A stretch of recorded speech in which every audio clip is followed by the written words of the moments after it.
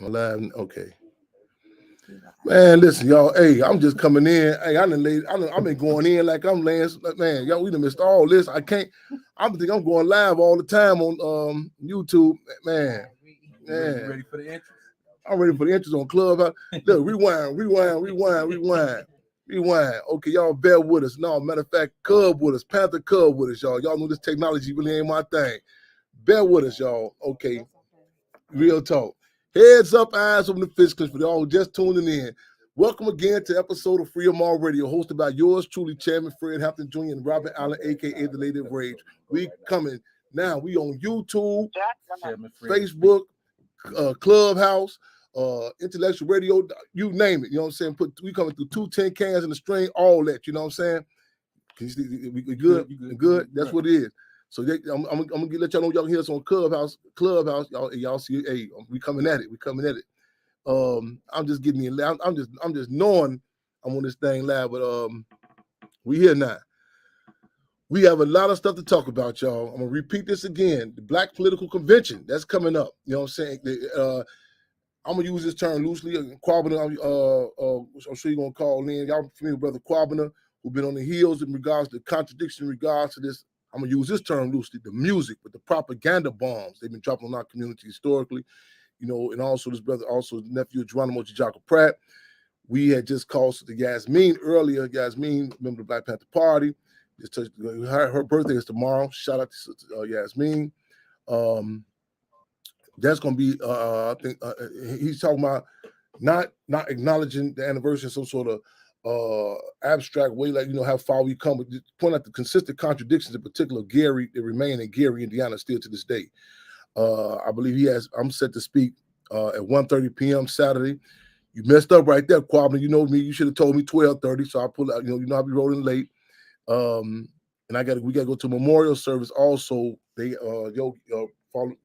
Brother Yogi, his daughter got a memorial 52nd, 54th and State, the church up there, I can't call the church name. I'll be there also for that. We talking about this Saturday, scratch that, this Friday, March 11th, 6 p.m., 125 South 5th Avenue, Maywood, Illinois. We're going back for the testimony of the historical landmark status of the Hampton House. Again, historical landmark status of the Hampton House. So we start at 6 p.m. We want, you know what I'm saying, make sure y'all come so we can document this, post this up. We in spirit of making history, taking history, and taping history. That's what's going down. So y'all tune in with us, y'all. Y'all feel free to call in and come in with us at 929-477-3785. Then press 1 to get in. You can also come in on 708-223-8953. 708-223-8953. We on Clubhouse. And how could people who's on Clubhouse, how does this work again? You on. Oh, I'm on. You live, but they hearing everything. They hear it. So what if people want to know? So when you want to take questions, I'll open the floor. I got you. And right on. We got a queue set so up. You right. Right on. There you go. We got our people back on. I miss our clubhouse audience. I said, man, I forgot to get like the brother in. We back on deck, y'all. So we coming at you through the barbershops, the pool hall, the clubs, the churches, the mosques, and everything. You know what I'm saying? Getting this word out. So let's make history. Let's take history. Let's take history, y'all. Let me give a shout out to Ma May in New York, who we just got to touch down with. Call us on the phone. Give me 1 second, y'all. And Jerry Crew, we just had a phenomenal reunion with Mama Koo and Ma May. Was off the hook, y'all. I'm telling you, man, it's a phenomenal lady. I mean, it made my day to see Ma May this past weekend in New York. Made my day. All right, y'all. That's what it is. Now, a key component of our work is, you know what I'm saying, what's going on inside those camps. You know, y'all. Field Marshal George Jackson said, is they on there now? Oh, I thought I heard a ring. Okay, don't trip there. Yeah. A key component of our work is, you know what I'm saying, what's happening inside those camps, now the concentration camps. I don't use that term loosely. In fact, you'll hear us interchangeably use Prisoners of Conscience Committee and Black Panther Party Cubs. Again, Prisoners of Conscience Committee and Black Panther Party Cubs. Yes, we are. Are you still doing State House? Yes, we are, Jermaine. You can whatever you. So we still call for support with the save and maintain the Hampton House. Cash App $ save the Hampton House. Cash App $ save the Hampton House, as well as go to savethehamptonhouse.org, hit the donate button. And also can send some straight to 804 South 17th Avenue, Maywood, Illinois, 60153. But again, Cash App $ save the Hampton House. I went through that out there again also. Right on for Ashley, Jermaine. Right on. You talk about what's going on inside those concentration camps, you did. And Malcolm X said this, one of our matches with the Black Panther Party Cubs is we are the great-grandchildren of Garvey, offspring of Malcolm, and cubs of Panthers. Great-grandchildren of Garvey, offspring of Malcolm, and cubs of Panthers. And Malcolm said that America itself represents prison. Minister U.E.P. Newton said that prison is a microcosm of the outside community. You dig? So we're not a prison activist organization. We are a revolutionary organization. However, the prison contradiction, similar to the Black Panther Party, which was initially the Black Panther Party for self-defense, the police brutality, which we refer to the police terrorism, was the major component, major dynamic that, you know what I'm saying, the brunt, you know what I'm saying, and a major galvanizing force that the Black Panther Party utilized in that day. The prison contradiction is something that we are saying that we utilize as a major, what is that saying? What did they say on the thing? Oh, that ain't, that's okay. Facebook security code. nothing. Okay, nothing. Okay. So that's so the prison dynamic, you know what I'm saying?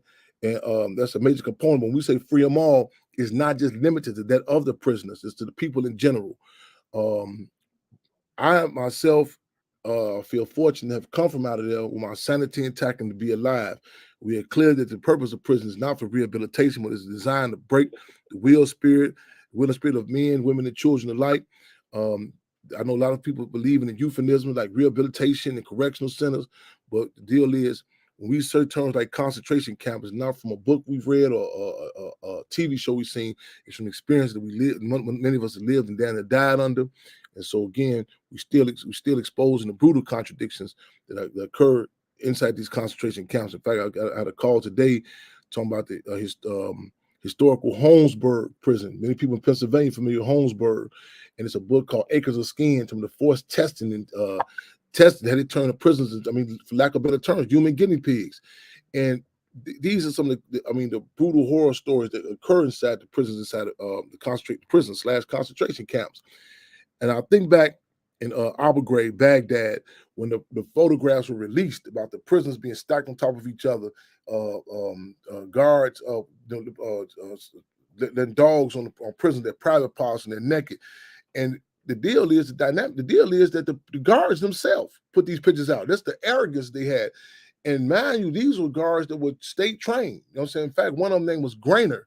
Grainer had worked in SCI Green for 10 years when Mumi Abu Jamal is held captive at. So these, and they asked him in the prison, why didn't you talk about this? And some prisoners said, we did try to file complaints, but who do we file them to? You know, so he's like, Chairman Fred, you telling Jesse James what Fred James did. And also, it's so embarrassing what goes on inside those concentration camps. You dig what I'm saying? I remember when I was in Menard, my letters were really like wheels, like literally. What people can get when I'm out of there. I'm not going to come out. I recall struggling with a brother on a visit in Menard. I was telling him to give him some directives to him. He was like, man, Chairman, it's going to be good when you touch down. I said, what part don't you understand? I'm not coming out of here live. That's Menard. That's how my mindset was. You know what I'm saying? One of my two birthdays in particular stick out of my mind. This last birthday, which was my first time in Africa, that birthday, but also the birthday of 1999. That birthday of 1999, when the guards had came to the cell, to the cage in Menard, and he said, pack up. You know what I'm saying? Another person said, hold on, where you going? And I passed the kite down to the brothers. I said, dig, if they sending me to hell, it's a leap about this motherfucking place, man. Real talk. They sent me up out of Menard, 1999 on my birthday. I didn't know where I was going. In fact, it was New Year's, I remember it was right before the Y2K, everybody told the world gonna end, so on and so forth. I said, wherever, man, we out of here. So they transferred me to Joliet. And New Year's Eve, I remember sitting in Joliet on New Year's Eve, 2000, sitting inside the cell with the strip cell, the blue jumpsuit, and all the guards standing around me, you know what I'm saying, just taking notes. You know what I'm saying? I'm in the cell with nothing on, just a jumpsuit, no underwear, no nothing, just a jumpsuit inside a strip cell. But Menard, you could tell when somebody has even been to Menard, when you mentioned just the impact to this day, how they impacted by you know, was at the Menard. Very little has changed. Again, Chairman Fred was there in 1969 after he was transferred from Stateville. Chairman Fred was transferred from Stateville because he refused to answer to the prison ID number. And whenever the prison administration would call him by a number, his response would be, "I am Deputy Chairman Fred Hampton, Illinois Chapter Chairman of the Black Panther Party." So they had deemed him to be criminally mentally insane for refusing to answer to a prison number. And when they got transferred to Menard, I met some of the guys that was on the yard down there with him. They told me they were still in that 1999.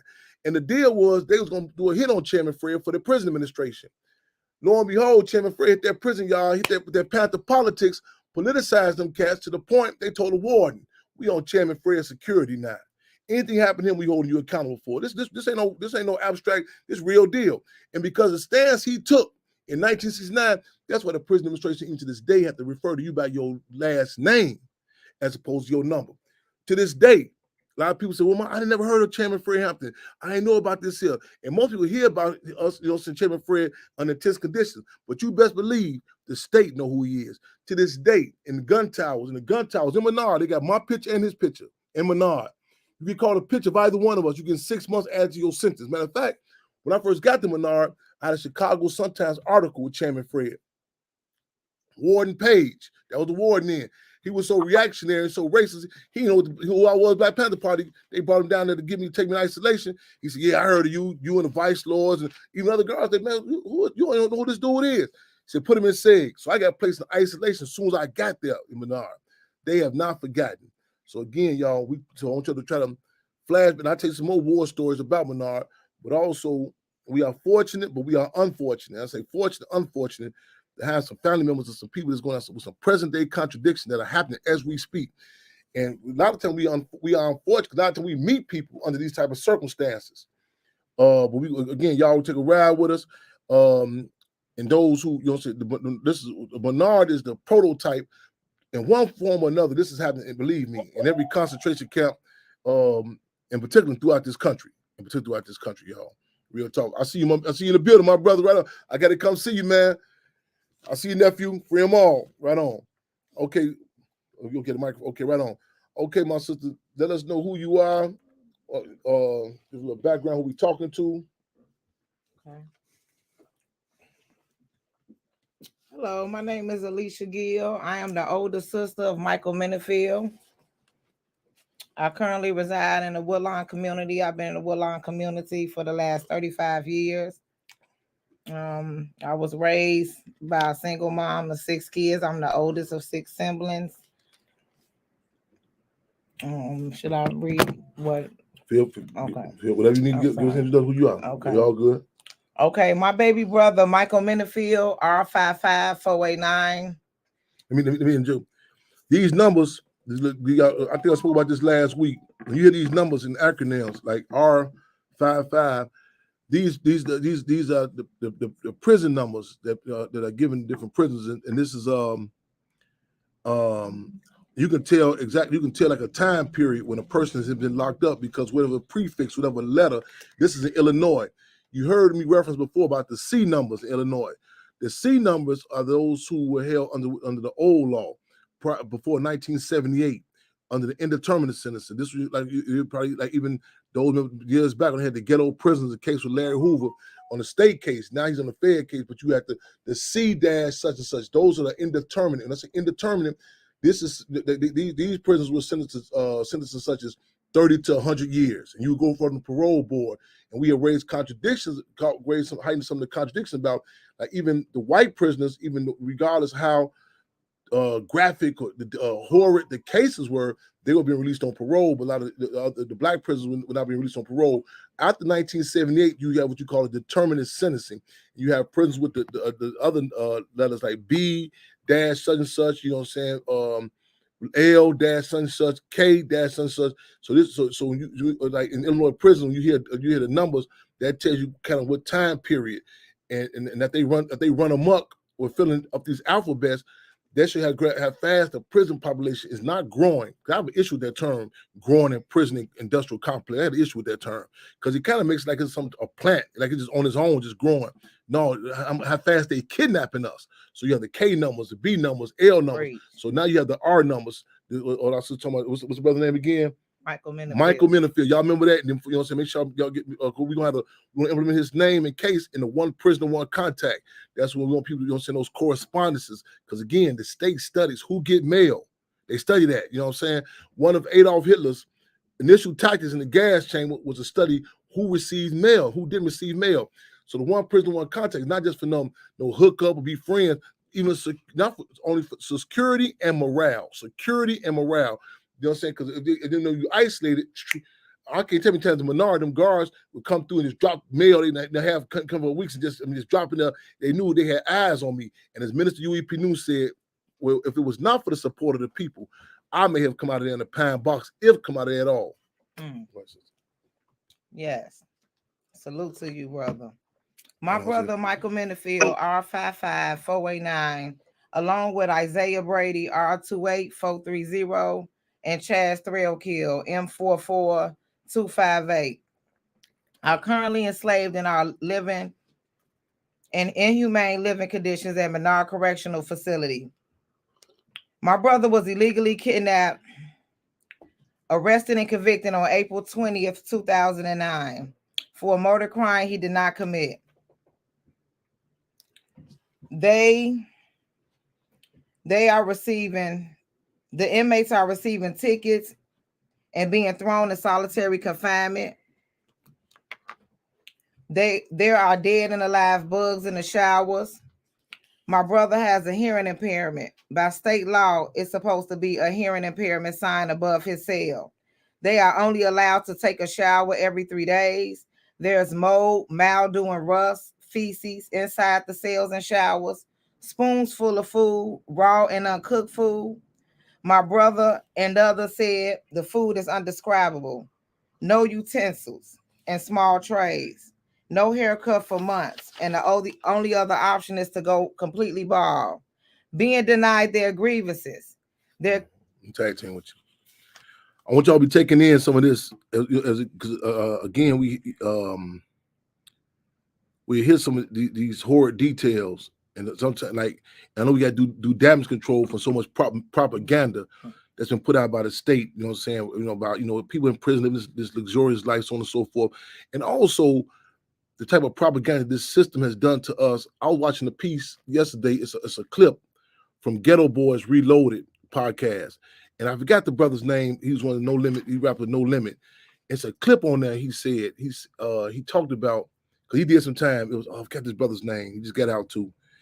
He said he'll be on the prison and something come on TV and the police would lock somebody up. He said even some of the prisoners be like, man, they need to get that nigga 100 years. He'd be like, damn, y'all, you not. There you go. Right on, Robert Tate. Right on. Mac. That's Mac. You right on. Mac. Yep, Mac. And that clip, check that clip out.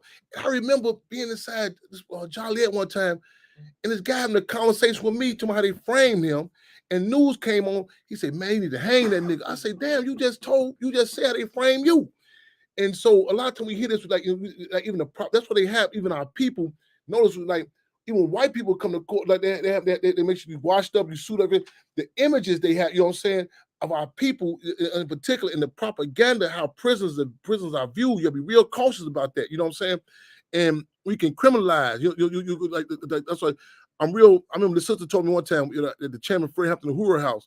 She say, I remember my son or daughter. She say, I remember you was critical of me. You right? You know what I'm saying? Because I was saying how her daddy went to jail. And I kept struggling. I said, no, he didn't go to jail. He was taken to jail. And she said, okay, whatever. I said, no. I said, no, he was taken to jail. And the child later on said, that impact, I remember hearing you, Chairman, that impacted, you know what I'm saying? Our terms are important, how we view this. So when you hear prisoners, I know we got to just sit back and say, well, whatever happened to them, justify. It's certain rules. They have Geneva Convention rules. You can't do dogs like this. There's a certain amount of time that a dog can be inside a cage. I mean, literally, they're like, when you're saying, like, you look at these old World War II movies, they have what they call like rules, Geneva Convention, how you got to deal with a prisoner. Go look at them old TV shows, MASH, and all that. You're like, damn, how do prisoners make sure they get certain food rations, and there's a certain detail, how much time you're to get air. What's happening to our people, what's happening to people inside these dungeons. if they would have said, okay, look, let's have a meeting, let's at least give them the Humane Society. We met with Peter, we met with the animal care, and we have to. There will be a leap up. There will be a revolutionary leap. And so I really want you. So the grass we're talking about, you know what I'm saying, the conditions. Like I said, you know what I'm saying, in Menard, I'm having flashbacks as a sister as she's speaking about it.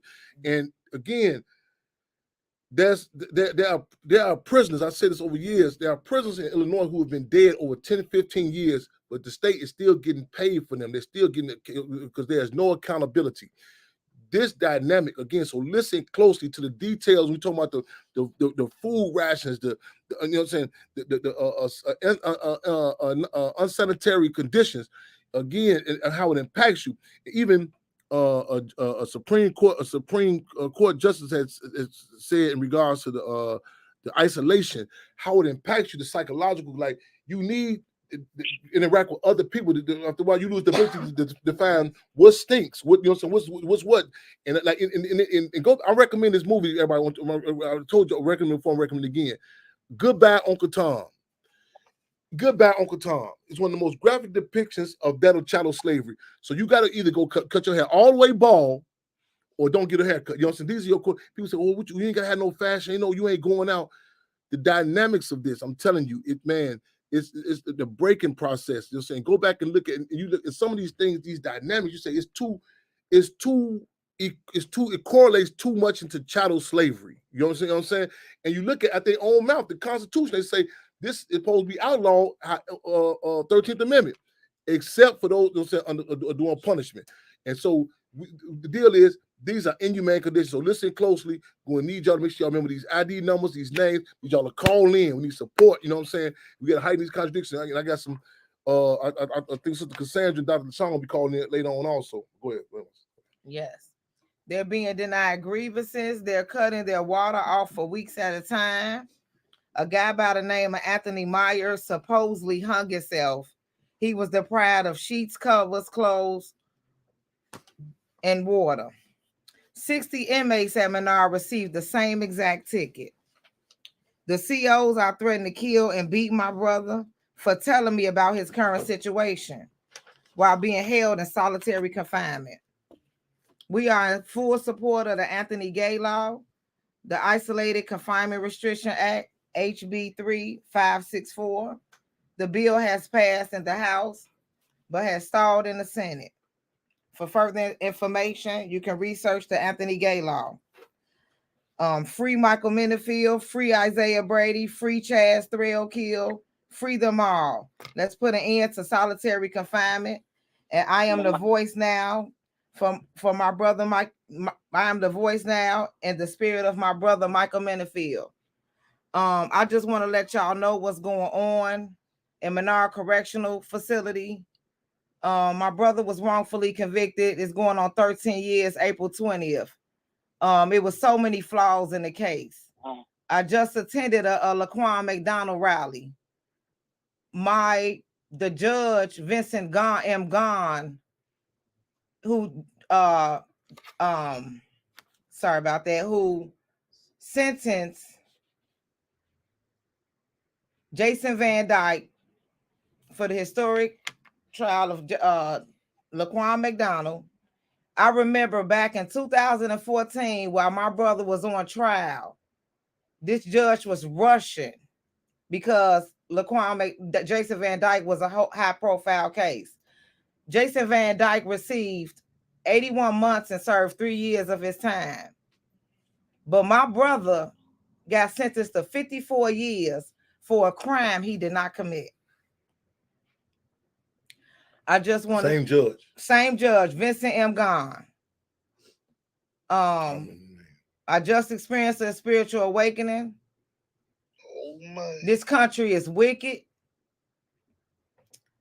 And I just want to put my brother's name out there. I want to put everybody out there. These prisons are not right. We have to check on our fellow brothers and sisters. In the words of Fannie Mae Hamer, I am sick and tired of being sick and tired. It's time to speak up. It's time to speak up. I am here. I am the voice. I am my brother's heart. This is my baby brother. My brother attended Apostolic Church of God. He was a loyal member of Apostolic Church of God. He helped in the community. He was the first one of my siblings to graduate high school. He was into sports. I also have 2 sons. This is a lesson. We need to know what our children, juveniles, and adults are up against out here. How old is your brother? He's 35 years old. How old was he when he was locked up? 22 years old. Your frontal lobe don't develop till you 25. Explain. Tell us about that. Frontal lobe. Tell us about that. What you just said. Explain that to us. Your frontal lobe do not develop until you're 25 years old. So with that being said, you're not gonna think. Your brain is not developed until you're 25 years old. So it's a lot of things that you're gonna do, and you may think a certain way with your brain not being fully developed. Off the heat of the moment. Yes, my brother, at the end of the day, he did not do this crime. But just my personal opinion, if you did do a crime, God even gives second chances. The way they treating Black and brown people, the magnitude of it is horrendous. It's horrible. I cannot believe what my brother has been writing me. We got to do something about this.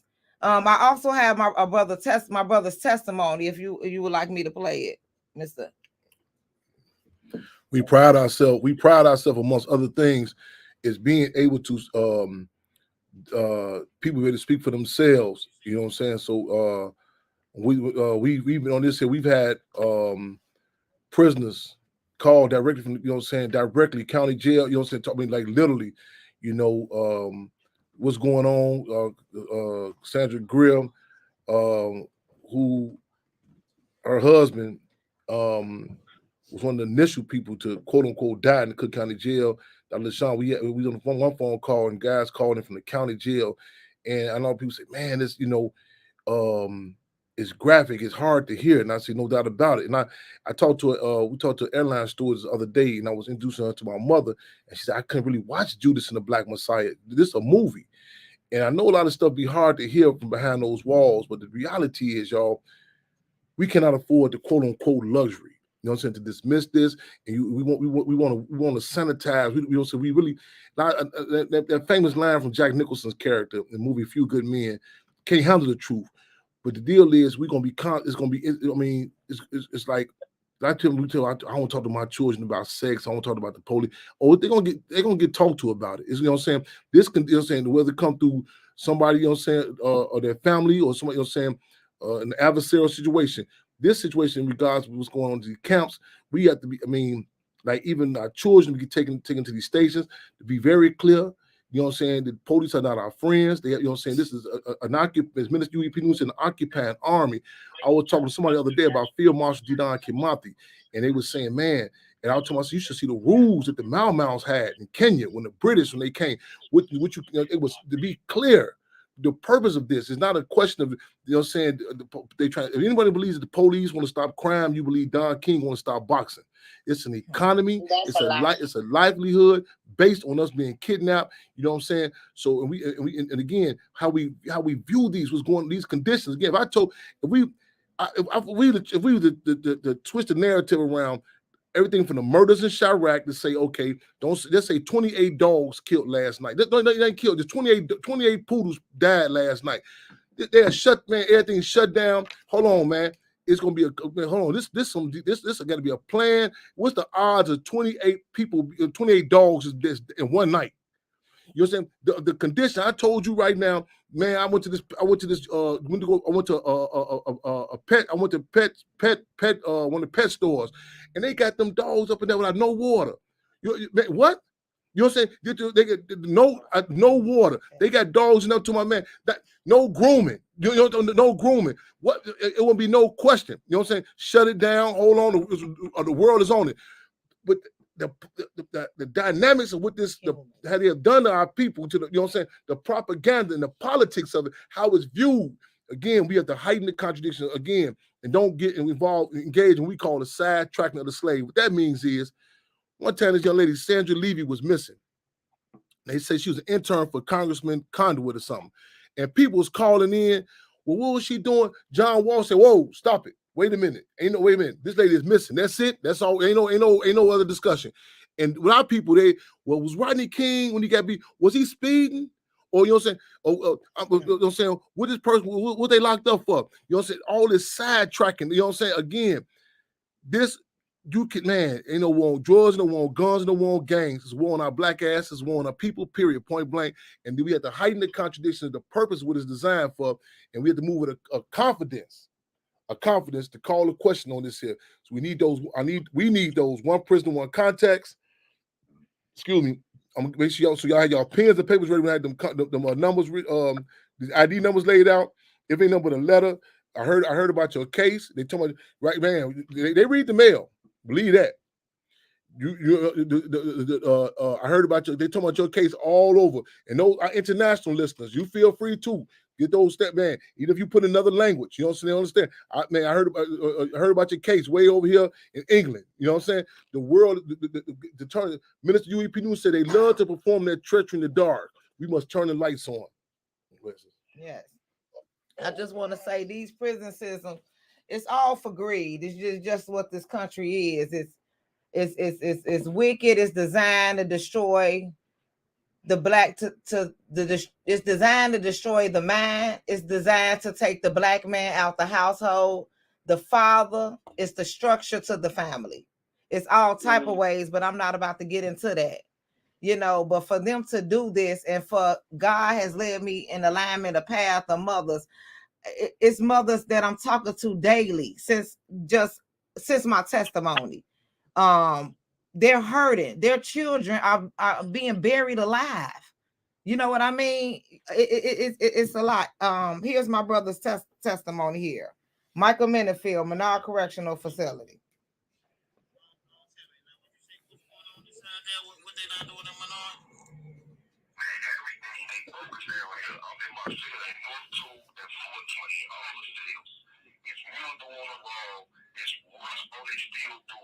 It's bugs, yeah, dead feces and everything in the shower. These staff down here, they threatened to kill me. My name is Michael Minifield, R55489. They threatened to kill me. These police down here play for me and be on some gay stuff, you know, flirting with inmates and playing with these silly, crazy games. They put bogus tickets on people. They put 3 of them on me. One of them being trying to get a piece of metal from under the desk. I asked the Justice Committee to do an investigation with the 504 the administration book states that they got to investigate this before coming to the decision, and they did not. I just witnesses on there. They did not contact my witnesses on one of my tickets. Another ticket, they said I was withholding a trade protest on other inmates, which I was not. I asked them to look at the camera. The camera showed that I went to mental health prior to trades being passed out. I came back after trades was passed collected. I'm sure within myself because I missed trades. And people was protesting doing this. I wasn't part of this. I asked them, I asked the Justice Committee in my written statement to please give me a camera. They did not, and they found me guilty and gave me a year in segregation for all these bogus tickets. I asked this lady down here. She came to my cell, asked to see my genitals. I said no, and it's on camera. And she wrote me a sexual misconduct ticket. And the camera came and exonerated me. And they did not show their camera. They did not call my witness. And they bogusly said that my witness didn't see anything because he was in the cell. That's not the truth because he heard what's going on. She lied and said she came to 508. I'm at 509. So if they would have viewed the camera, they would show that she came to 508 for a COVID test and not 509 for a conversation as she relied and said in the ticket. The cameras could prove all of this. Exonerate me and prove my age. Not just me. It's stuff under the test. Excuse me. He killed himself because they wasn't giving him no clothes. They had him on a lookout. They weren't giving him no clothes, and he was barely seeing this man. I literally, the witnesses all around, they were barely seeing him. When you check yourself, mental health, the COs allow COs dictate mental health status. So what kind of food they feed you down there? Uncooked food. Because I had rarely eat anytime Springfield come down here, they cook us something good. Once they cook us down here, don't let them know they coming. What kind of food is it? Describe the food, man. What kind of food? I can't describe food. It's beans and uncooked beans, beans, potatoes, pasta all mixed together with some undescribable meat. I don't even know what I've been eating half the time. I swear to God, they focus down here. These stones been threatening to kill me ever since I came from this three information on this lady. And the three of them need to contact me because they never know it's out here. They love me, man. So have the counselors been in contact with you, the counselors? One counselor, Miss Quick, yes, she's good people. One of them bogus. And it's plenty inmates that get problems. I can name Isaiah Brady, who else? I think people are not. I love y'all, be safe. I love you. Be safe.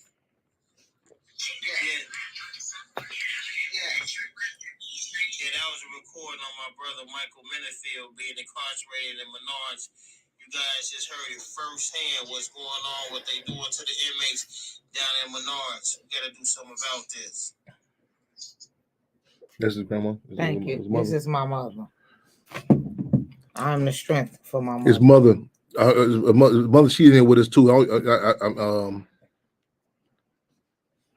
You can see the pain of her hand. I'm having flashbacks. Yeah? Real talk. I think he said somebody, a woman, a female guard asked about his genitals. Yeah, he got a bogus ticket. I have the name, but I just don't want to call out the It's tearing his mother. It's tearing his mother nurse. up right now. I'm telling you, God love, man. Go ahead. My mother can't function. A lot of mothers, they can't function. You know, I'm a mother. You know, I watched the Black Messiah. These demonic spirits just rotating the earth like this. They inside these prisons. You do. I mean, this is a real life. That was movie concept, but not a movie. That was, by the way, FYI, the movie Judas and Black Messiah. That depiction, that prison, that's Menard. That's Menard. That's what people see. Damn. That's Menard. That's Menard. Thank you, God. That's Menard. That prison. That's what Chairman Fred was. That's Menard prison. That's the same Menard. That's Menard prison we talking about. Where they came That's Menard. That's Menard. That's the prison. That's where he was at. And I'm hearing when he said north into. I'm having flashback. When I got placed, when I got to Menard, the first thing I look for when I get to any camp, any prison, is how many guards in the gun tower. Supposed to be 2 up there. When I got there, there was 8 of them up there. A guard named Torville. These names stick with me. About Torville, about 4 feet 8. They came, and the plan was to pull me off, to set me up to meet me get took out. The Mexicano prisoners told me, they said, man, they were talking about you a day before you got here. The plan was they're gonna make you respond in a way to kill you. They went through my mail, my property, and they found a Chicago Sun-Times picture of Chairman Fred. Said it was gang activity. Sent me straight to say to that same N2 North Side. When I got there, they put me on a certain gallery, and the other prisoners was saying he's upstairs, and they got the same man. One person said, man, you say Chairman Fred was in the same place in 69. I said, yeah, it's the same. They said, what gallery you on? I said, well, wait a minute, we getting a little too. Like they called me deja vu when I was there. This place, I mean, I tell you, I'll be all there with horror stories, y'all. So I mean, hey, man, you talking about, you would think it's 1800s down in that place. I'm telling you. He said that 1850. You gnarly. Unbelievable. He said it's gnarly. Unbelievable. I'm telling you. It's coming to hear the screams. What they do to prisoners and set up. I remember a cat named Ray was going on a visit. They wait you going. His grandmother was up in age, and you heard about it. Like this might be her last visit. They wait till he gets up to the visit. They tell him he got to cut his dreadlocks out, or he can't visit his grandmother. I remember this like it's yesterday, and I had to put a policy out. Blood in my mouth. That meant pick your moves, let your moves pick you. Never swallow your tongue, but pick your moves. I remember that. I remember that call with him. I'm in flashbacks, y'all. I want to make sure again, Menard. I'm talking about this man. This man. So I just who is that? Nikki Justice X was okay. Yeah, Lady Ray, she's online with she's online with us, no doubt. No, that's our co-host in the building. I want to open up for some callers, comments, and do not let me get too caught up. You know what I'm saying? Again, we don't forget that one prisoner, one contact, y'all. Again, again for security and morale. They got to know that we know what's going on out here. Tie this into your conversation, your poetry sets, your discussions. Matter of fact, I said this before when we re-implement it on your Facebook page, you know what I'm saying? Start picking up. I'm gonna start getting back in the habit of it. Give me a prisoner a day. You know what I'm saying? The ID number, where they at? Post it up, you know what I'm saying? A post tied in our conversations, you know what I'm saying? We think we know it's rough out here. You see the police do to us in public. They know the cameras on them. They know my stuff you seeing now, it come from their cameras. Now they feel they get out on that bowl. Imagine behind them walls, you know what I'm saying? When you have a captive audience, how they get down. I'm gonna tell you one, man. I'm kind of venting right now. We in Menard. We in North Seg, same place he talking about. And it's so unprofessional in this place. You will see some guards, I'm talking saying last names, I'm talking about for days on end. I'm talking about like literally 4-5 days. I'm talking about not going home. Coming in, shirt unbuttoned. I'm talking about literally. It's one guard. There's one guard in particular. This criminal he would come in, and we had to look through the crack of the door and like praying he wasn't working. You can hear him like calling us spitting in his mouth and spitting the food. And we had to have watch on through the crack of the door. And as soon as we would wait to see if we could eat that, I'll say, heads up, is he coming? And they say, Chairman, that's who working. So I would plan a call through the gallery. Do not say, I say, no go. No, you know what I'm saying? I remember this like it's yesterday. He come in, and you can hear the spit coming up out of him. He's spitting the food, and I told the guy, I said, no go, no eating, no eating. And there's one brother 2 galleries down. He was like, Chairman, I'm hungry. I said, no go, man. No. And it hurt.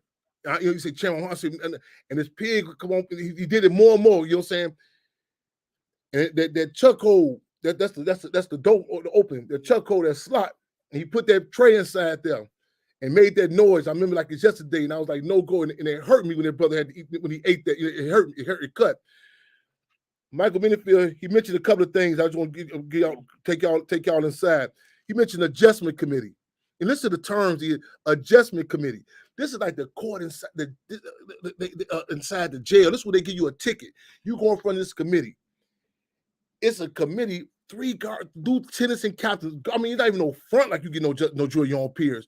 3 guards. You may have the guard that wrote the ticket for you, and you had to go through this facade with them. And then it's a scheme set up where you go in there, and we wonder why they stopped giving all these guys these tickets, and it's saying the knife that they found was 7 inches. Come to find out, they had a relationship with the outside courts. If anything that was over 6 inches, give you an outside case.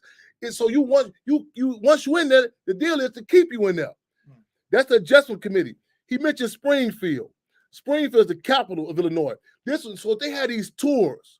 When Springfield comes to the prisons, they don't a surprise visit now. They set up dates. So they come through, and this the prison administrator wax the floors, and they'll give you, and all of a sudden, like, man, why are we getting actual food this day, as opposed to these we call them mystery meals. He say he don't know what they're eating. And then this is the front, and it's known. It's known. You know what I'm saying? Staged. The heat. These phone calls was going on here. The Menard, Springfield, Governor, everybody. You know what I'm saying? People say, well, we always say, well, that's not that person's job. Listen, the alderman, everybody. You know, there's got to be a conversation. What's going down? Flooded. At the hip hop concert, we don't cut no corners. We go up in there. Somebody tell me how much they blink. Man, what's your thing about what's happening in Menard, homie? You know what I'm saying? All these cats, I'm from Shacktown, Wood. Man, put the heat on these cats. I mean, everybody. Let me know if we got any callers in queue. Press 1. We got a Q2 over here with Hood Scholars. Got a question? We Okay. got a Q if you want to start taking questions. Right on. Okay. Give me one question online. Then we'll go with Hood Scholars, y'all on Clubhouse. Any calls in queue in line? Who's first in our queue?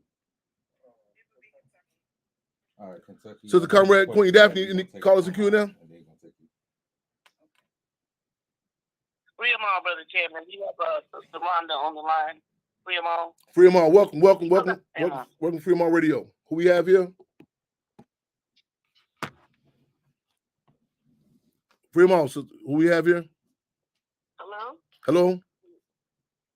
Hello? Hello, can you hear us? Hi, this is Rhonda. How you doing? I can hear you. Can you hear me? Yes, we can. I'm blessed. I'm glad to be here on this platform. Thank you. Mad love to you and the station and the people, Alicia and her mother.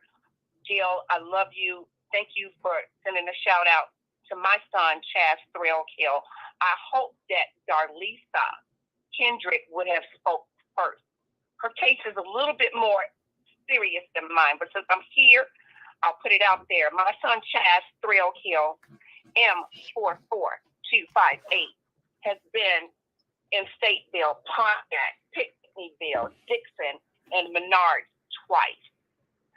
This last stretch that he's at with Menard in solitary confinement, he just got off a hunger strike because of what Alicia stated about the food. He said, F it, I won't eat nothing. 29. I'll do what Anthony Gay did.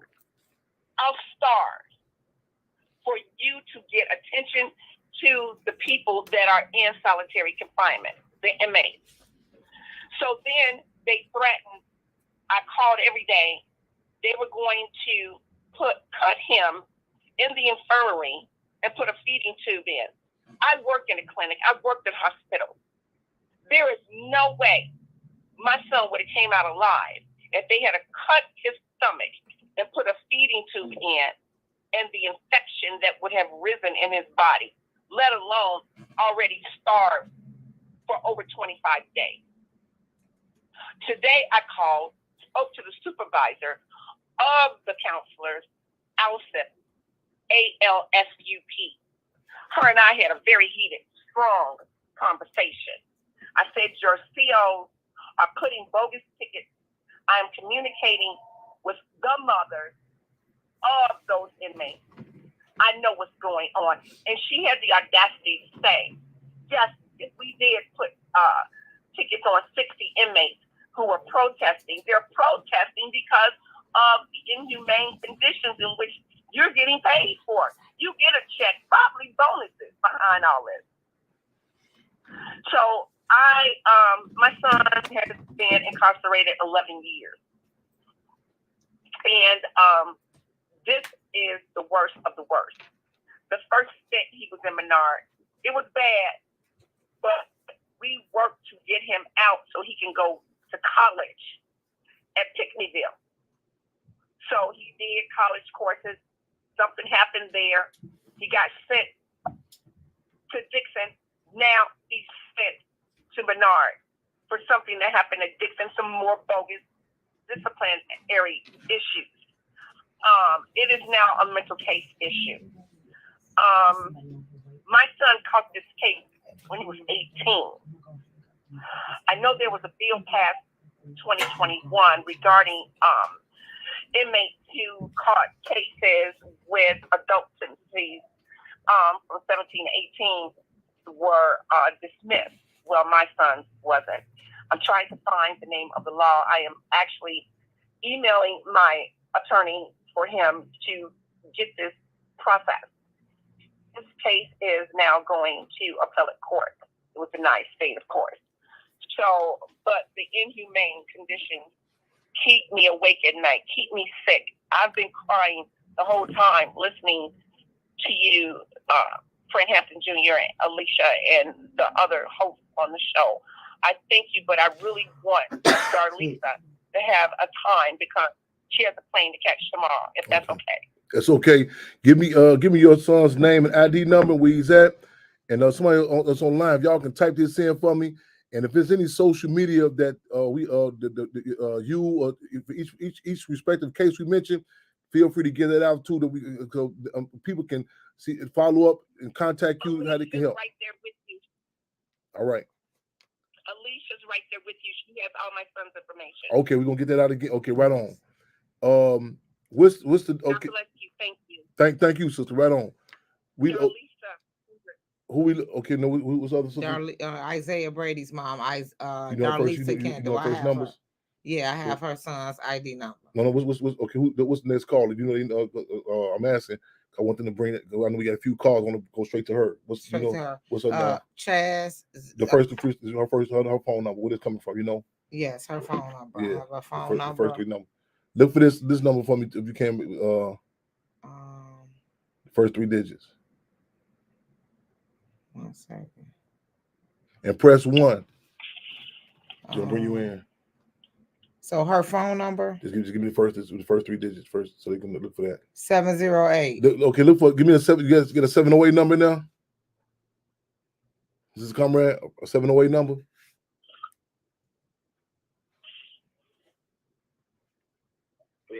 Free them all.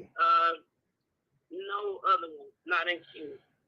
708. Okay, if you listen, if you can hear us, sister, I need you to press 1. Press 1 so we can bring you in. Press 1 so they can see you up on the boards. Press 1. That's what's her name again? Yeah, her name is Ronnie Thrillkill. Ronnie Thrillkill. Press 1 if you in queue, so we can bring you in queue. Press 1 so we can bring you in queue. Okay, right on. Okay, is he on now? Yes. Okay, Fremont, you there, African? Okay, hold on, throw you on speakerphone. Okay, I got you. Okay, so let me know when we get 708 in, and I got my clubhouse coming on next. I got you one clubhouse. We ain't got your club. Quabina, you online? We got we got to tie this in this weekend. Go ahead, Quabina. You on the air? Yeah, brother. It's the 50th anniversary of the National Black Political that was held in Gary, Indiana, March 10th through the 12th,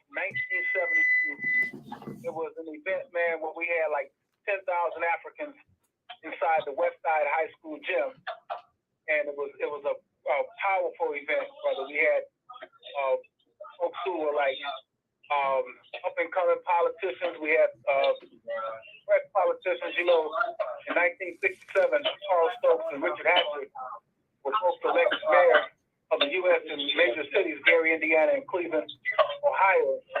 And, you know, after this convention, we had a whole slew of African officials and politicians that got that individual prestige and what have you, and that power, you know. And so we're going to look back at that. We're going to look back and see, talk about that power that we got and how we used it in some cases. In most cases, we did not use it like we should have for the people. And we're going to look back at our conditions, what happened then and what happened to us now. We talking about, we talking about these conditions in these prisons. We got a sister that's going to look at these prison numbers in 1972 compared to what they are now and how they are a big part in destroying our community, this prison industrial complex. We're going to look at, man, so many things, man, our environment, our nutrition, our how we treat our body. It's going to be a powerful piece, and this is a commemoration of this 1972 convention. There are follow-up conventions taking place in August in New Jersey. Ras Baraka, whose father, Mary Baraka, was one of the conveners of this piece in 1972, and also who else? Chokwe Lumumba, the son of our warrior lawyer, former mayor of Jackson, Mississippi, Chokwe Lumumba, his baba, and a junior now is the mayor of Jackson, Mississippi. So they're convening this program, or this, I guess, follow-up convention coming up in August. And then there's also a Black Radical political convention that's taking place this summer in Pittsburgh, Pennsylvania. And the brother, his name escapes me right now, who's putting this together, I understand, was also birthed out of that 1972 Gary Convention. We got quite a few people coming through from Chicago, because we're going to be boots on the ground, our feet, we're going to be right in the same place where we were 50 years ago to the day, starting tomorrow. But our program, the commemoration is going to take place on this coming Saturday from noon to 5 at Westside High School in the gymnasium, same place where all these Africans were, in 50 years ago, in the gymnasium. That's going to take place this coming Saturday, March 12, 2022. So people come on through. Chairman, I know you're going to be there. We got a lot of brothers, MK, dealing with that education, in the African field education, will be with us. And so it's just a whole bunch of solidarity and quick presentations from the people, again, who are putting in that work still today. A lot of the legacy children of these brothers and sisters who put in that work, who's still working. Richard Hatcher's daughter is going to be there. Hopefully Justin's son will be with us. We got a call into Yasser Shabazz, also Dr. Bernice King. We got calls into them. Hopefully they'll be there. And even the chairman of the Black Panther Party, Chairman Bobby Seale, who was in the House 50 years ago. So we're trying to get him to join us also. And I heard you mention earlier, Sister Yasmin, we both just talked to her, birthday shout outs to her tomorrow. And dealing with these political prisoners and the fact that we still got too many of our brothers and sisters locked up in these dungeons across this country. As you know, we know the call is free them all.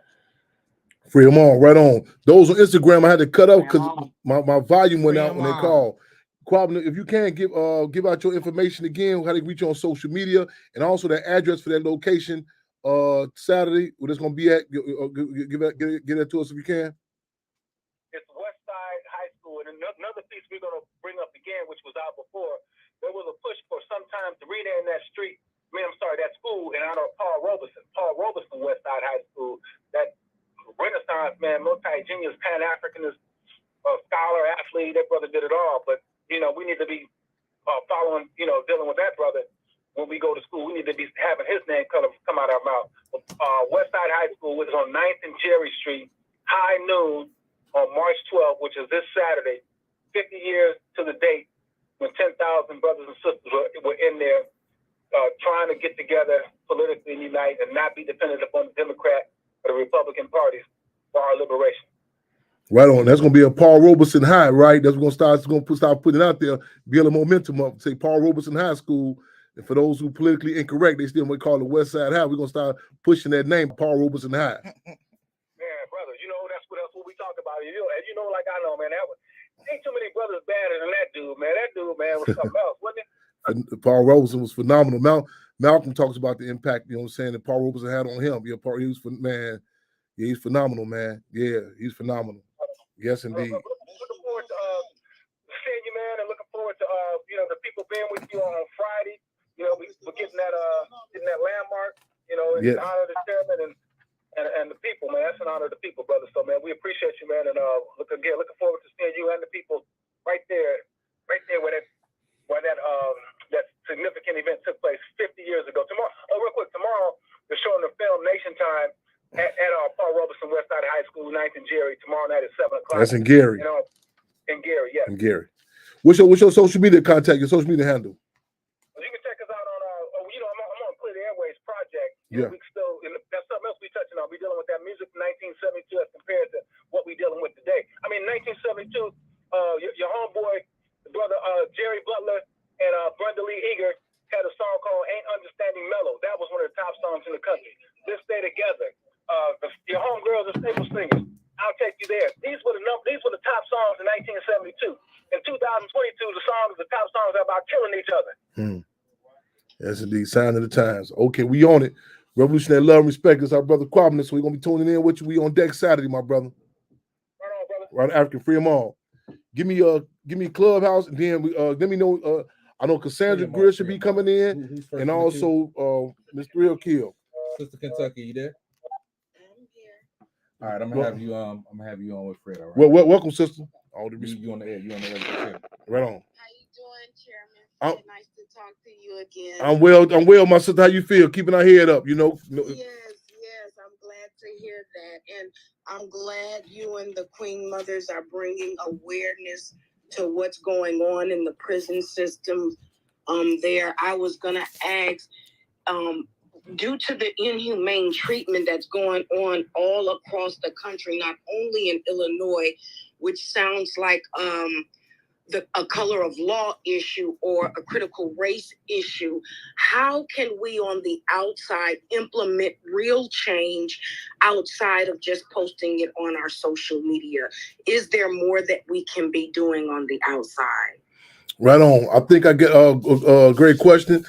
We got some moves. I think I'm expecting a call from update for some actual moves to be happening tomorrow in regards to Menard in particular, from Sister Cassandra Greer Lee and also Dr. LaShawn, but also in the prison question in general. Let me say this: we have a thing called one prisoner, one contact, and that's the deal is we really got to draw that correlation to those held captive, because a lot of the moves, it got to be like in sync. You know what I'm saying? Like one thing, political prisoner Sunday out at Coley talked about during the climate of the Black Power movement of the 60s, when the uprisings were happening in the community, it was connected to those who were held captive, locked up. It was a time where people came in, they had to know who Field Marshal George Jackson was. It was a time when even how we viewed prisons, this was different. It was where children would say, "Well, your daddy at?" People, they throw their chests up, say, "My daddy locked up with your mom and she on the run." As opposed to a climate now, the state has done so much propaganda, so I ain't got no daddy, I ain't got no mama. We to draw that correlation of what the purpose of prisons was, you know what I'm saying? And so in sync, like you had a climate with a Pontiac 17. That's one of the big cases, Larry Hoover, 1977 in Pontiac, Illinois, and so many others that got locked up. On the outside, people were coming in. How can we work on their cases? It was, you know what I'm saying? It wasn't separated. It was connected. The Soledad brothers in California. Also, that's a major move we have to do to keep this connection going from the inside to the outside. You know what I'm saying? Everything from we got so many geniuses, about some of our best resources are held captive there. And the people who are under attack have to recognize we cannot afford the luxury just to dismiss these brothers and sisters. Once U.S. was aiming them weapons towards Iraq, Saddam Hussein, one of his first moves was bust them prison doors down. They said, "What you mean?" He said, "Bust them prison, open them prison." He said, "I need all the backup I can get." So the deal, we got that connection. I know a lot of people say, "Man, I don't know about that," because some of the guys, Black Panther Party said differences amongst the people are reconcilable. Difference between the people in the state are irreconcilable. So that connection, there's so many resources there. We have to draw that correlation. We have to find that connection. You know what I'm saying? Even we had children have a school project. You know what I'm saying? The politicized of the people say, okay, they can help with the school project and vice versa. So that connection has to be made in Rikers Island, Stateville, Pontiac, you know what I'm saying? All over. One prisoner, one contact me at any given time. Everybody should have an update, a status. If I walk up on you, hey, what's happening? What's happening with little Jerry? You talking about Jerry Jones, B-425A3? You know, so he got him in isolation. Hey, what's that one? Leslie, the one at Logan. You talking about Leslie Smith? Or she got for parole next week. You know, it got any given. It got to be tied into our conversations, not just doing what's politically correct. On any, it got to be intertwined. This cannot be some like a Southern secret. Like we don't talk about that. Up front about it. You know what I'm saying? And with a confidence. You know what I'm saying? To be clear, what the purpose of prisons are. It's not about rehabilitation. You know what I'm saying? It's how it impacts us. When Tupac said that song, Brenda got a baby, and dude said, "Well, what that got to do with me?" Pac, let me explain to you how this impacts all of us. You know what I'm saying? I'm listening to sister talking about she got 2 sons. You know what I'm saying? I wanted to go into how does that impact them? You know what I'm saying? Even clinically speaking, just clinically speaking, I'm not even talking politically. They say like men, it's a chemical you release, pheromones. You know what I'm saying? Just like a scent, a chemical. It's on the animal channel. They say when the elephants start going through musk, not puberty, because it's like puberty. They start bumping each other. It's because they're some bad elephants. They don't like each other. It's just natural. They say they brought one bull, put it right there. It impacted the whole dynamic, the whole balance of. When I was in Africa, I was watching certain dynamics. Mind you, to this day, there is no African term for jail. To this day, like Uhuru means freedom. That's a foreign concept to us. This is a foreign concept to us. So we got to heighten the contradiction. What's the purpose of this dynamic? You know what I'm saying? So I kind of hope I hit it in a nutshell, or better yet, from a jail cell. I hope I answered the question. And I really appreciate that. I'm glad that you are lighting that fire, and I know you got to move on. What was the name of the movie you said you wanted us to look out for? Goodbye, Uncle Tom. It was actually banned when they played it in the movie theaters in the 70s. The first day they played it, uprisings happened. They banned it. In fact, Roots was done to do damage control for this. It's called Goodbye, Uncle Tom, or Farewell, Uncle Tom. Pull it up on YouTube. They banned it. It shows a graphic depiction of chattel slavery. Goodbye. Make it your homework assignment. I know people say, oh, I can't watch that. Shh, watch it. And that's how my testimony started, not to cut you off, brother. I watched the Emmett Till movie. Okay. I just want to say a little skit of my testimony. I watched the Emmett Till movie February 4th. Days prior, me, my husband and son, we watched a little bit of it, but I want to go watch my reality shows. I was ignorant. So I go downstairs. I watched plenty of movies on my history. The Help, plenty of movies on my history, but this one right here. I go downstairs, I watch Emmett Till, a 6-part episode, Netflix. I get to the last episode, when those demons got paid that amount of money, $4,000, which equals out to $40,000 today's money, to tell Look magazine what they did to Emmett Till. I cut the TV off, and I'm like, I don't know if I can finish. So I force myself to watch the end. I go upstairs, I get in the bed, get in my bed with my husband. For some odd reason, I don't know if it was for Emmett Till or not, but I couldn't sleep. So I'm 41 years old, okay? I've prayed a lot of my life. I got a lot of testimonies in my life. I have never been so specific with God and prayed in my life like this. I prayed. After my prayer, I developed a knot of pain in my stomach. So I went up and asked God. I said, God, what's this? I said, what's this pain you got me feeling, God? God strike me down right now. He said, Angel. My nickname is Angel. He said, that's your mother's pain you feeling. So I couldn't sleep. So now my brain just going. So I go downstairs, never slept that night. I started not researching not only our history, I started researching my history. It led me to 17 family members. I got family members, commissioners in Mississippi, lawyers in Georgia, professional athletes in Michigan. Cool. After that, I go, when you Google things, it goes to other engines. Now I've been in Woodline for 30. My mom moved to Woodline at 85. My age go with the years. I was 5 years old. Never knew that Emmett Till lived right down the street from me. My grandparents, along with 100,000 of others, attended Emmett services. My grandmother, Valley Gas, was pregnant with my auntie, Illuminata Cornelius, in 1955. As my grandfather, being a protective husband, he didn't want her to go to the services. I'm looking at this stuff. I want to cuss, God forgive me. I'm looking at this on the internet, like Mamie she is the reason I'm here today. Mamie had to get 4 nurses. She said she could smell her baby from the damn Rhine, A&A Rainer. This hit my soul.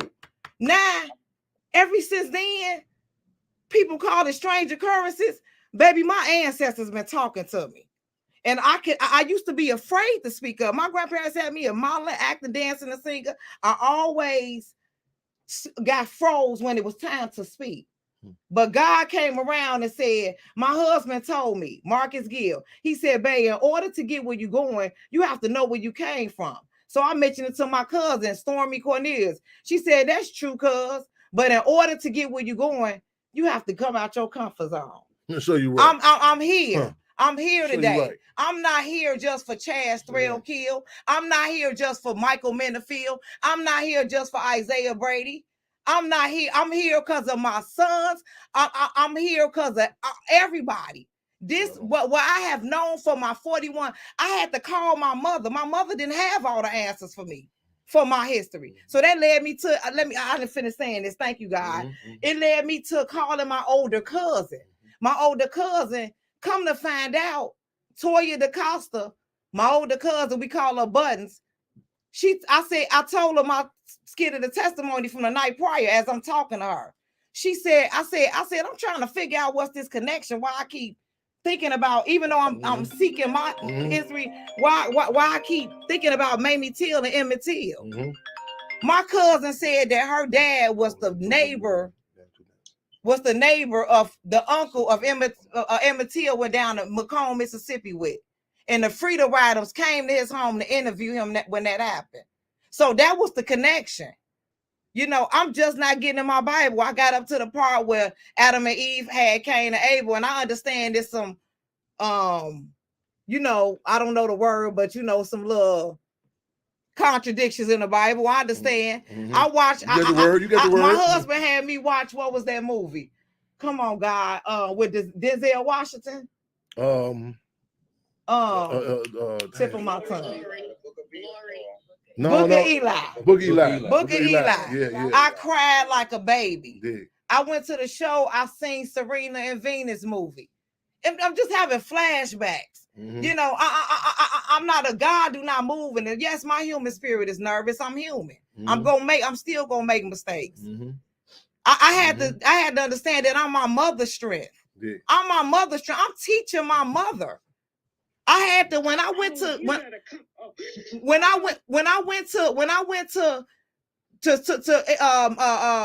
Emmett Till's home, 62. Quote me on this, 27 St. Lawrence.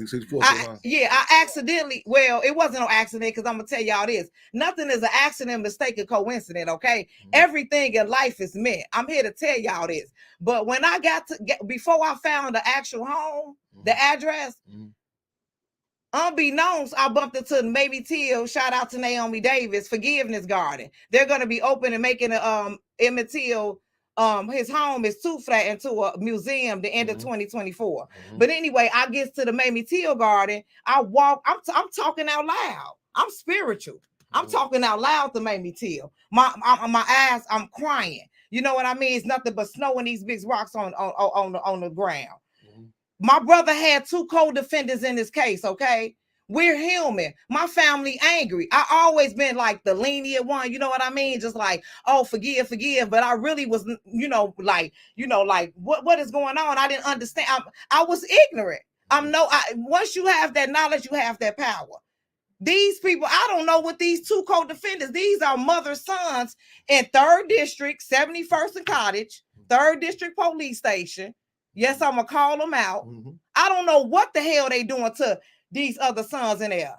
It's another design to separate us, the black people, to separate us in a friend. When I went to that Mamie Forgiveness Gardens, at that very moment, I had learned to forgive my mother. I have learned to forgive the co-defendants who told my brother. It's wicked out here. I'm not even finna get into. I don't want to go that deep with all these killings, because I'm gonna tell y'all, it ain't us. Man, it ain't us. It ain't us, y'all. Real talk. It ain't us. Real talk. I'm not moving in the spirit of fear no more. Real talk. It's man. My brother veins is running through my blood. We from the same womb. Right. I got 2 sons. Everything that I have known for my 41 years of life, it got to the point it got kind of scary. I'm like, oh my God, this happened in 1955. I ain't finna talk about the Mary Turner story. You know what I'm saying? Her husband, Hazel Turner, he got picked up. They came to his home for stealing a watermelon to feed his family.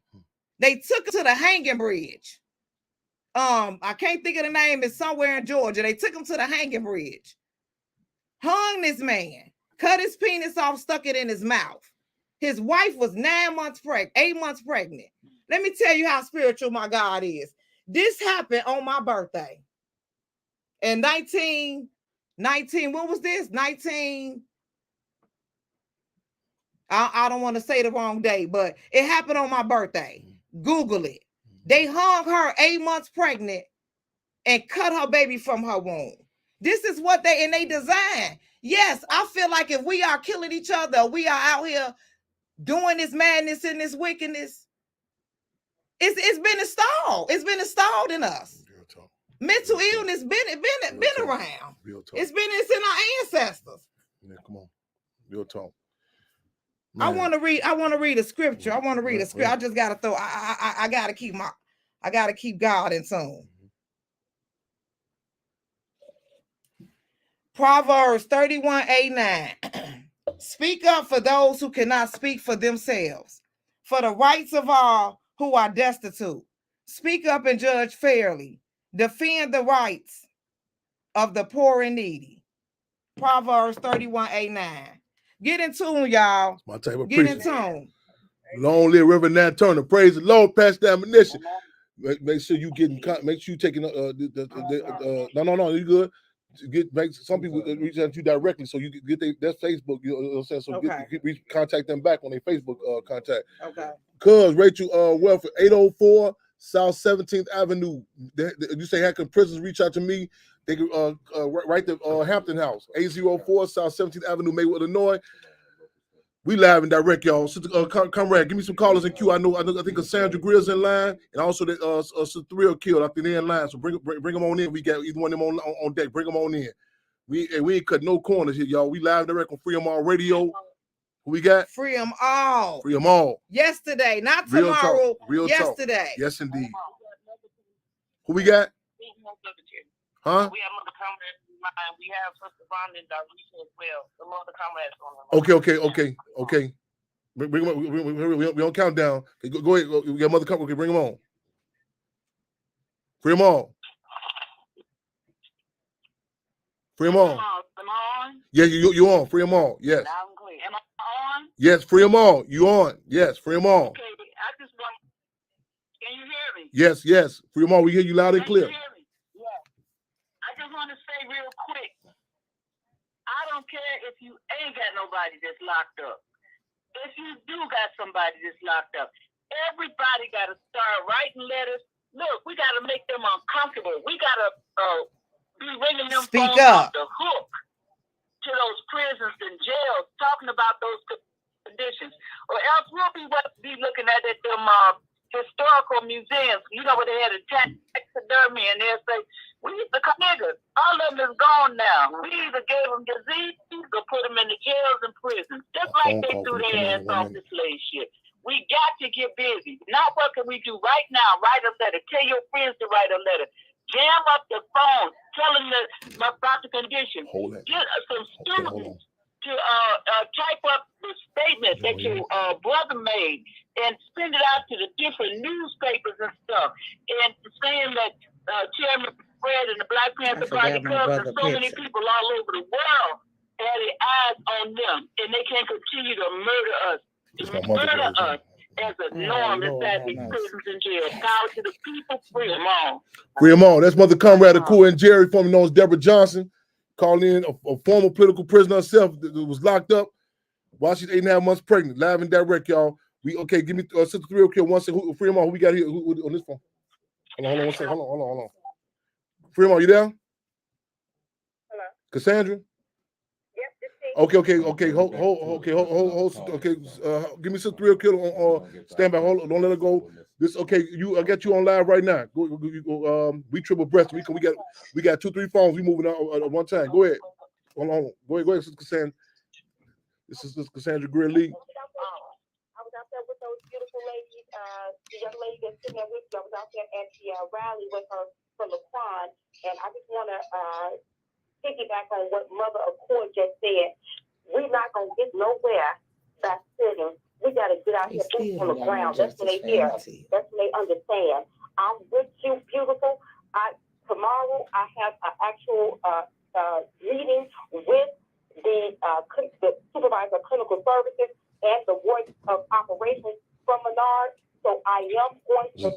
Hope y'all hearing this. I didn't get these meetings because I was just sitting down. I got these meetings because I called Springfield. I let them know that the justice for Nick Bus is going to pull up at these jails, and we're going to get off and we're going to expose the negligence and the dirt that they're doing. So I didn't reach out to Mr. Jeffrey. I was so happy when I saw his picture. I said, it's a black man. So I know he understands because all the guys were telling me how he walked around in the jails and, was talking to him and how he was proactive. No, Mr. Jeffrey, I ain't trying to get none of that because you ain't responding to nothing. So now we pulling up on you. We going to expose you because you not helping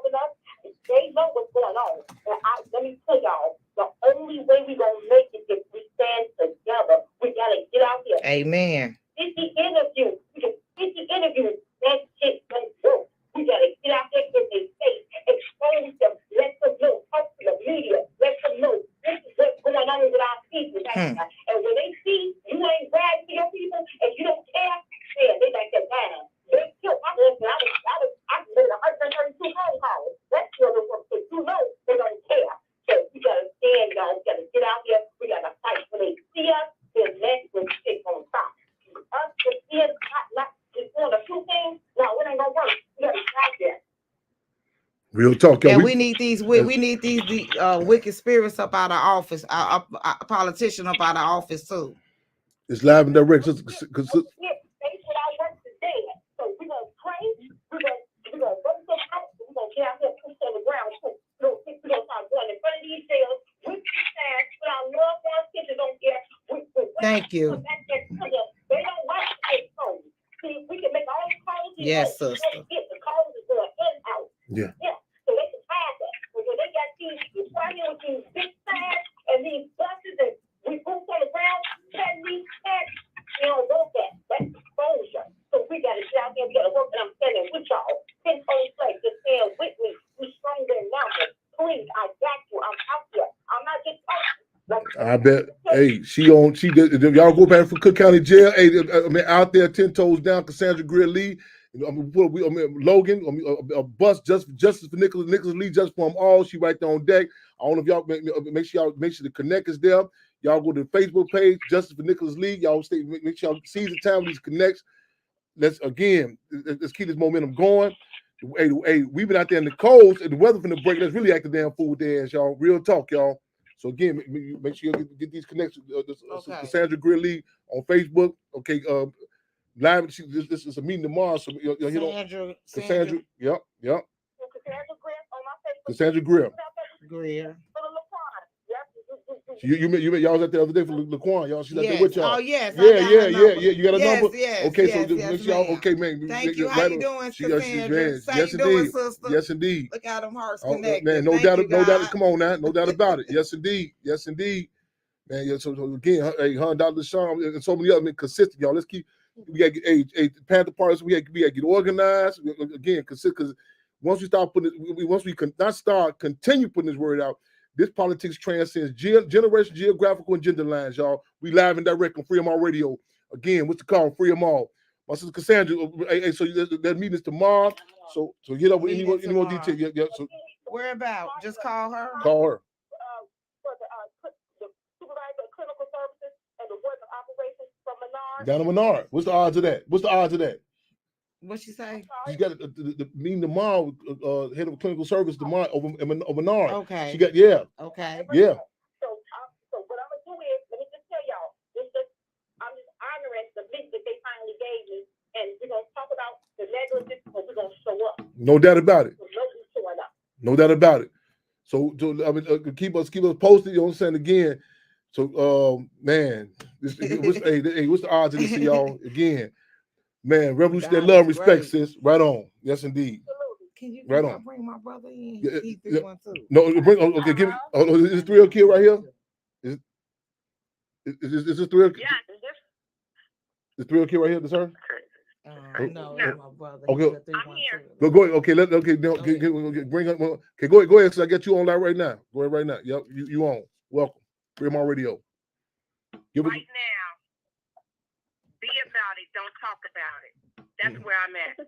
I'm tired and sick and tired, just like Alicia said. I'm tired of crying, sleepless nights, can't eat, knowing my son and other sons, Isaiah, Michael, Chad, are suffering, as well as their predecessors and the ones that they're in there with, they may have families. Let's not talk about it. Be about it. Let's actually go to the TV stations. Let's rally. Have scheduled Google rally. Let's put this. I've been tweeting all day from the meeting that was 2.5 hours last night. I didn't go to work today, sick and tired. With Anthony Gay on the HB 3564 bill. I have tweets. You only get 1,000 tweets a day. I think I'm up at 500 right now. With Kimberly A. Lightford, who holds the bill in the seat of assignment for it to get voted on and get it over with. Just do it. Just do it. That's it. That's all. Don't talk about it. Be about it. Take our ass to Springfield. Take our ass downtown. If I have to take days off of work to go in front of Steve Harvey, to go in front of ABC, CBS, NBC, Fox on Michigan. Let's go. Let's go. Don't talk about it. Be about it. Come on now. Give us, if you can, so give. I love y'all, but I'm serious. I'm serious. I put this on my Facebook with my pastor, and I'm going to churches. I'm ready to march and by myself to talk about the truth. Give us, if you. I'm not scared. Give us your son's name, ID number, and your contact also. So I need somebody while we're talking. Get them the names, ID numbers up there, and I need to post it. Right when we do it, give us the. Chaz, C-H-A-Z, Thrill Kill, T-H-R-A-I-L-K-I-L-L, Thrill Kill, inmate number M44258.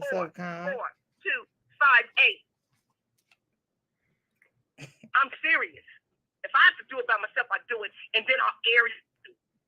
No, you ain't never. At the same time. That the record reflects is we ain't never by yourself. You ain't no. It's individuals we doom. You know what I'm saying? And the deal is, let's keep it. But let me say this for the record. Let's let again. Let's let the record be clear. Let's continue to mobilize. You know what I'm saying? Because I mean, I know a lot of times people say this just starting. You know what I'm saying?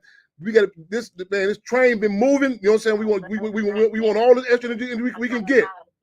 Let's keep. Okay, right on.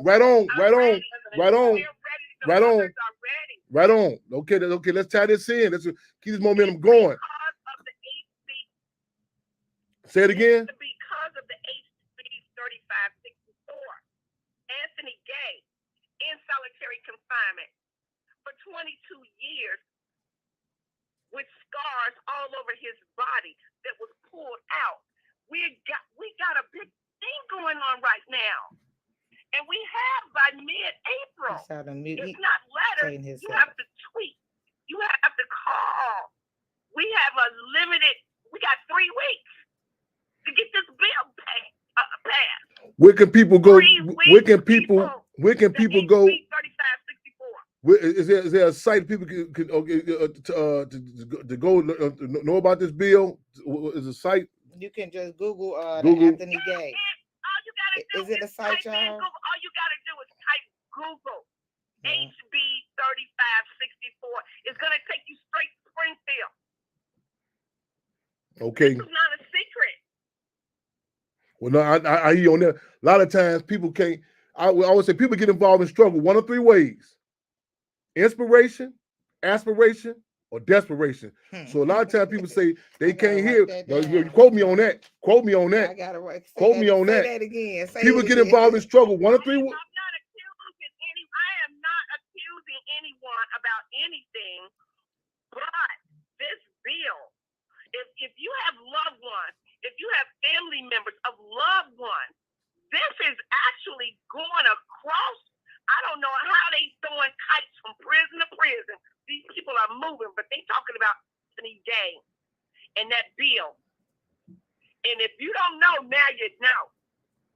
HB 3564. We want Cass to take. I mean, I want to get that soundbite from you. Kimberly, the senator, a black female senator, a black female, beautiful woman, young. Kimberly, A, middle initial, Lightford, Lighford. She holds the seat to get the bill passed. Yeah, I got to mention her. Children in her hand.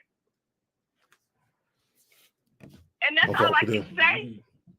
But I know I'm new to meeting you guys, Jeremy, Junior, Alicia, Dalisa, everyone, the mothers. We've been on the phone for 3 days straight, hours. I mean, like the night. This ain't the first night. We've been doing this fast, 10 toes down. It's just a matter of time. And Fred, you talked about being in there. The flashback. This bill will save all of them. You can't stay in solitary confinement more than 10 days. This bill will stop it statewide. From Stateville, Pontiac to Menard, it will stop it.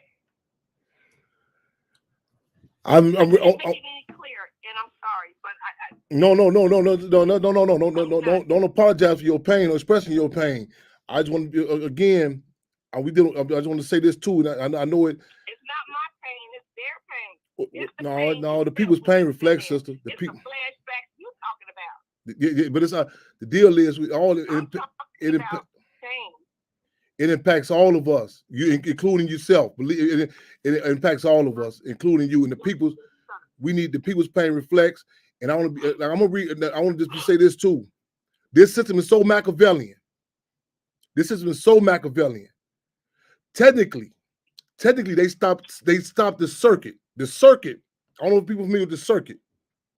The circuit is when you arbitrarily are transferred from one place to another.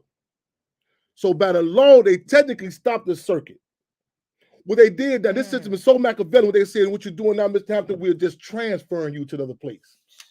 So I just want people to have their guards up. Because this system is so Machiavellian. We're playing with the words of euphemism, playing with euphemisms in the word game. So again, I'm gonna read the details of this here, but keep our guards up. Keep our guards up, because they Machiavellian. They'll say, okay, you man, they even the police wearing the cameras. People say this going to do the camera. They say, okay, the pigs say, cut the camera off and you beat their ass. That's what my brother say they doing. But my point exactly. That's so what they doing. Come into this with our guards up and our eyes open. You know what I'm saying? This is a system that again, when they abolish chattel slavery, what they say? 13th Amendment. Under the this cannot happen again except for the condition that you do you committed a crime. So I'm saying come in because it's emotional, it hits us. Mm-hmm. So come in with our guards up with all these bills. You feel what I'm saying? Exactly. Because they Machiavellian with this shit. Mm-hmm. The circuits, they said the circuit is the circuit. We cannot do the circuit no more. It's illegal. It was outlawed. The circuit, they said, okay, well, this is illegal. Y'all doing to me. They said, no, you're not on the circuit anymore. You're being transferred. Why we just can't go back into the Black Panther movement? The Black Panther Party. Oh, forgive me. Oh, forgive me. That logo right there. The Cubs are coming. The Cubs are coming. The Black Panther Party Cubs are here. We were birthed inside the prisons, inside the concentration camps. Been here for I don't know how long. The Black Panther Party Cubs are the last call of alcohol. We the ones that be serving the drinks in the lounge, and people go to everything else. You know what I'm saying? They say, man, give me some of that Sharpton champagne. We the ones, after all things are exhausted. Who is them niggas right there with them scars and bars on who the news don't talk about? They got our posters and our pictures in the gun tower in Menard. In Shawnee, if you even say our greeting, you would get transferred. The deal is the conditions have to be right for people to relate to what we're doing, though. When Kennedy was in office, the Black Panther Party was there. A lot of cats can relate to it. When Nixon came, certain conditions have to be ripe. But all due respect, the Cubs, I don't know. I can't tell how long I've just been doing this show alone. You know what I'm saying? But again, we here as we are servants of the people, how we can assist. The line we here every Wednesday, Freedom on Radio. I don't know how long we're gonna be here. I'm surprised we riding on fumes now. I'm surprised we still here. You know what I'm saying? But Again, I'm we are, tired. I hear you. tired. I hear you. I hear you. I hear you. I can relate. They trying to kill our souls and spirits because they souls and spirits gone. Man, And we can't open a book. We can't even just start just looking up scriptures. We so busy distracted and with everything. We just out here distracted. We got to start speaking up. You don't wait till it happened to you. Woo! Let me echo that again. Till it happened to you. I unconsciously neglected my brother for 10 years. I remember talking to the older brothers who I grew up around, and I'm like, they'll be like, how your brother doing? How Mike doing? I'll be like, oh, he mad at me or whatever, when I was ignorant to the fact. You know what I mean? Like, I'm like, he never left my heart, mind, and prayer. But, I remember one brother, Tyree, he say, Angel, just send him pictures. You know what I'm saying? One of the spiritual things that been happening since my testimony, February 4th, my brother sent me a letter and 2 pictures. I accidentally, forgive me, left the 2 pictures. My sister Michelle sitting right here next to me. Her and Mike they the closest in age of our semblance. Her and Mike, it's a picture of her, them two, and he was in prison. She went to see him, and it's a baby picture of my brother and Michelle, Michael and Michelle. My brother wasn't even a child yet. He was how old was he on that picture, Mom? About 6 months or something. So we on air right now doing the show. I should send you the. He was like 1 year old. He was holding the ball with his right hand. This is what they did. They said he had. Tune in if you can. 3 particles. What it was, Mom, on his right hand. What was the minimum amount on his right on his right hand? But they said he did this murder. You know what I'm saying? Why do y'all think that when a lot of us getting killed? I got childhood friends now. I'm 41. I done been to probably over 30 funerals in my lifetime, more than my mother, and my mother's 60. Why do y'all think they not catching the people who doing this? Come on. I had a friend just recently for my spiritual awakening. Tamika Hill. She came on Facebook. She said, Mika. She said, I need you. She put on Facebook, she made a stat. She said, I need everybody to start calling the detective because her son got killed and don't nobody know nothing. Come on now. Real talk. I regret y'all. They give me heads up. We went over our time 8:30. But we live in the record. Y'all got them contacts. We got our marching orders. Let's move forward. Let's make history, take history, tape history. Y'all make sure you get them contacts, connect up. Make sure you take them notes from people say on Facebook, their Facebook page. Man, we like to load it, y'all. We'll see y'all Friday. Matter of fact, you're gonna keep updating us. Go to Justice for Nicholas Lee page, Cassandra Greer's page about this meeting about Menard tomorrow. Friday, 6 o'clock p.m., 125 South 5th Avenue, Maywood, Illinois. Be there for the hearing and historical landmark on Hampton House. Saturday, the Black Political Convention in Gary, Indiana. Next Wednesday, we back on deck. Back on deck here at Freedom Radio, y'all. Let's make history. Also, follow me on Facebook, Alicia Gill. My profile picture is Mamie Till and Emmett Till. A live color picture of them in color. Alicia Gill, ALICIA GILL. My Instagram is The Main Ange. DA capital DAMAINANG. You guys can follow me on there. I'm taking notes here. I'm gonna reach out to who needs me to, wants me to reach out to them. I appreciate y'all. I love all of you. I love all my brothers and sisters. I'm praying for y'all. We here. Let's get it. Let's go. All right, y'all. Love, respect, freedom all. Here I'm trying to see you in the building. Freedom all right. all. Hood, Scholars, and Clubhouse. And love, respect, y'all. I need y'all back on deck with us next Wednesday. We was gone for a while. We connected. Appreciate y'all, man. We still on. We still running. We still running. We still running. Okay, that's what it is. I mean, if you want to take a question, we got one. Okay, now I gotta shut the studio. You know what I'm saying? Yeah, you can shut it down. Yeah. You will pop in under your profile? Yeah. We gotta leave. I'll pop in. Yeah, pop in. Yeah. We officially close out because I'm time here. All right, y'all. Free them all. I heard it, man. If y'all want to get a reset real quick, we gonna pop in at his profile. My brain kind of automatically get crazy after 8.